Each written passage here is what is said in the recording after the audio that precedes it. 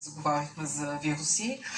Има толкова много хипотези във връзка с техния происход, може би основно три, разбира се, може би и трите са верни, може би нито една от тях, но като започнем от това, че е възможно това да са клетъчни елементи генетични, които в крайна сметка са станали по-самостоятелни, или пък това, че те са били доста по-сложно устроени и в крайна сметка са загубили тази своя самостоятелност и са станали паразити, т.е. оставили са си онези гени, които да им дават възможност да манипулират гостоприемника, което ако се замислят от философска гледна точка, така ни прехвърли към видове човешко поведение, нали, ако сме малко по-с въображение.